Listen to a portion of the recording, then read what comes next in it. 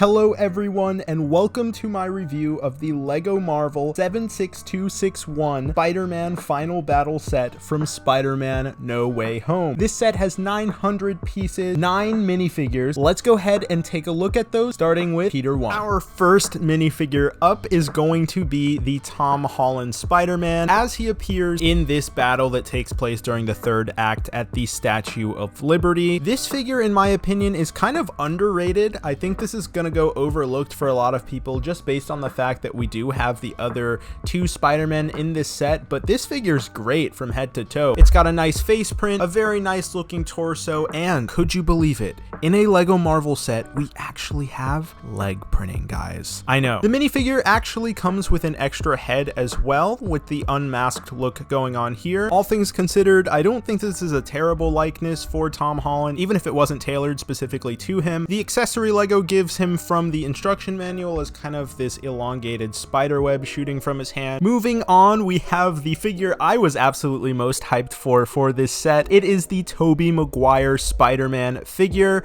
and this is a complete redesign from that initial 2002-2003 era LEGO Studios and LEGO Spider-Man themes. I actually have one of those original Spider-Man when he's in the lighter shade of blue before they switched it to the navy blue arm. So actually having this and actually getting a modernized redesigned version is just unbelievable, and definitely makes me want them to do sets for like Spider-Man 3 so we could see a black suit version of this. This Peter's alternate face actually is decent for me. I know a lot of people have complained about this face. For me, the issue is mainly the hair. I don't think the hair really works for him, but I think this hairpiece represents the hairstyle a lot better. Just be good if it was in brown. Tobey's spiderweb here is actually identical to Tom Holland's as far as the build goes, but it's still nice to be able to get that. The amazing Spider-Man minifigure that they use here for Andrew Garfield's portrayal is actually pretty good as well. I'm actually more of a fan of the back print on this than anything else. I think the figure is seriously lacking in the leg printing department. Now, this is a nice alternative to paying the whopping prices for that San Diego Comic-Con release, but in my opinion, that San Diego Comic-Con minifigure does look better. I know a lot of people have said this is an improvement. I happen to disagree.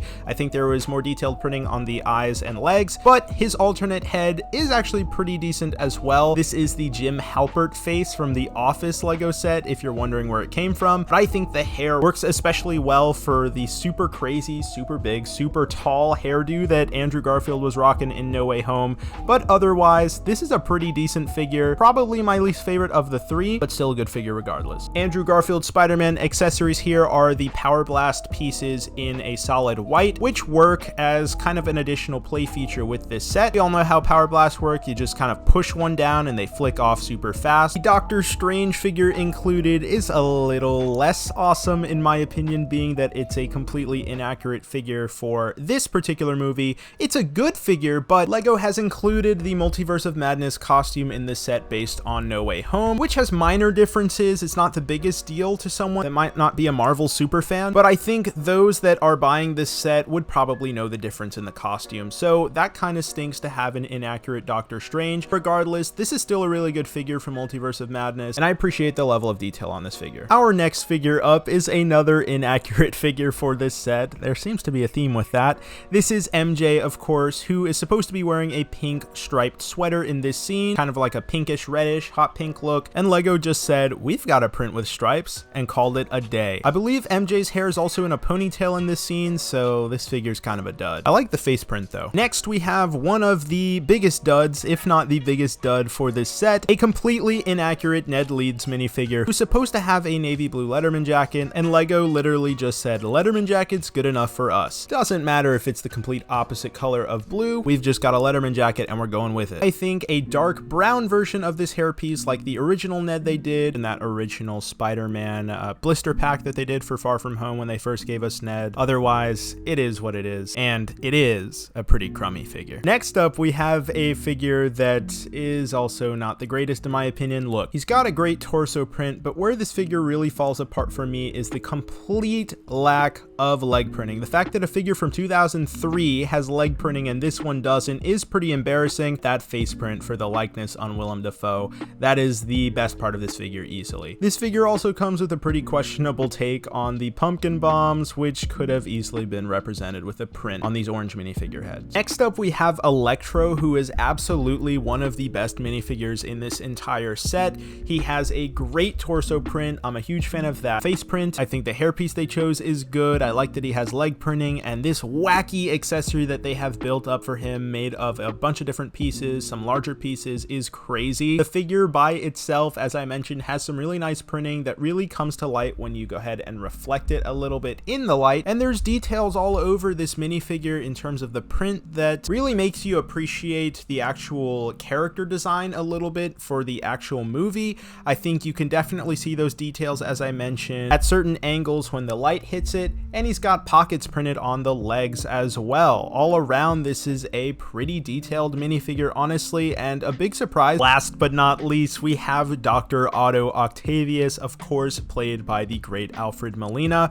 and this figure is really good. I think there's been a lot of discussion about the olive green color that his jacket should have versus the gray, but I think it works. The posable arms are great on this as well, and the figure by itself is really nice with that print that continues on to the legs.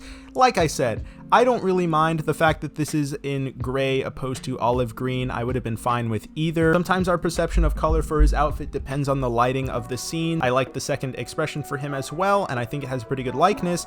I just think some alternate hair pieces like this one that was included with that Jay minifigure from the Lego Ninjago movie would have worked a little bit better, or even this Luke Skywalker hairpiece in dark brown, of course, instead of this light reddish brown. Imagine this hairpiece in a darker shade of brown. Norman's glider is represented here pretty accurately in my opinion, and as far as Green Goblin gliders go, this one's actually pretty cool and simple. I like the design in the back with the blue flames, and it's pretty easily adjustable with these hinge pieces right here. Putting the actual figure on it and whooshing him around makes for some really nice play, I'm sure, for kids, and I really appreciate how this looks. As an added bonus, Lego also included the Machina de Cadavis, which is the relic that they use to kind of capture this spell in the movie, and it's represented with a Minecraft head with stickers on every side. Looking at the actual Statue of Liberty, kind of diorama almost style that this set has to it, shows you everything in its entirety, starting with a super detailed base with just details all over this thing. You could see sand leaking out from everywhere. We'll get to that later, but overall, this thing has a nice presence to it that I think pretty accurately reflects how the Statue of Liberty looks in this scene, with a lot of area around here on the scaffolding to kind of pose up your minifigures. We'll see again how that looks a little later, and there's a portal for Doctor Strange as well. Going down across this model will just show, like I said, the range of details. I really like the builds for the scaffolding in this set, even though they're a bit repetitive. We'll talk on that a little bit more, but overall the presence this thing has to it is really nice. You can go ahead and open up the top of the Statue of Liberty, and inside is Sandman's hand, which I think is pretty cool, and the sand that's in there as well. One super cool feature with that is that you can easily take it out and put it anywhere else on the model, so that's especially nice. I like that you could also see the hand if you look through the crown of the Statue of Liberty, and going to the back of it will reveal a play feature inside with the Sanctum Sanctorum visible through a Doctor Strange portal. This is the rare Lego model that's displayable from all angles in my opinion. I think you're really meant to kind of look around at this thing from any angle and kind of pose up the figures around it. As I mentioned, there are nice little details like this hammer and this little generator that has a sticker on the top of it. I really like that you can turn that around and attach one of these action pose rods to it in order to display your minifigures on the model. With those 9 minifigures displayed, this set looks a little bit cluttered, but also kind of awesome in certain parts to where you can pose up your figures and it looks good all around. I think this is definitely something that is only elevated by the figures, but I think the base build is pretty good by itself. The fact that this model appears a little cluttered kind of speaks to its undersized nature a little bit, and I think the set is a bit too small for the price. Still cool though. Taking a look at the instructions real quick and flipping to the back will just show us your standard instructions. There's no real advertisement in this whatsoever really, even for other Marvel sets, and that's it. Here's a quick look all around the box for the set, and honestly, altogether, I think this is a decent set.